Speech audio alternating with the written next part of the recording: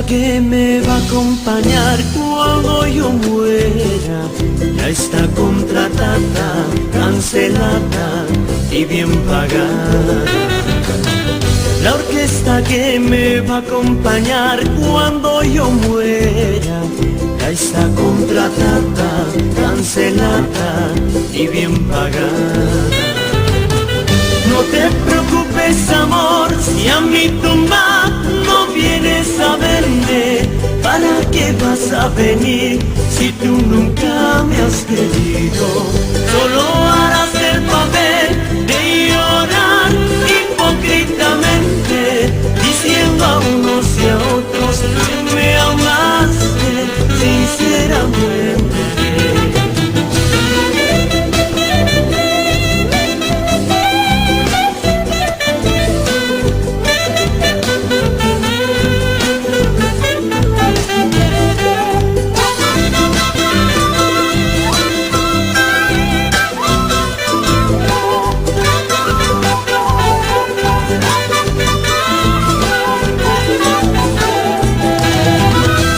La gente que me va a acompañar cuando yo muera son contaditos amigos de mi trabajo.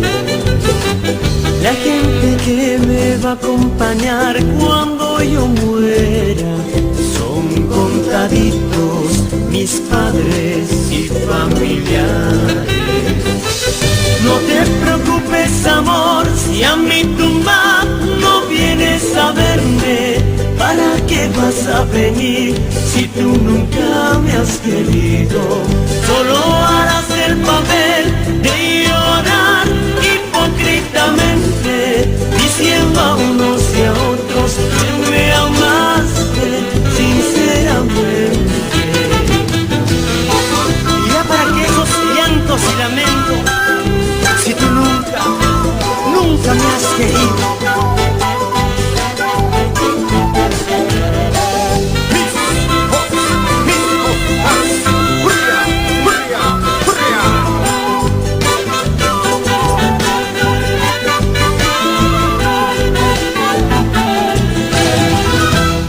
Ayer hablé con el guardián del cementerio para que cuide mi tumba.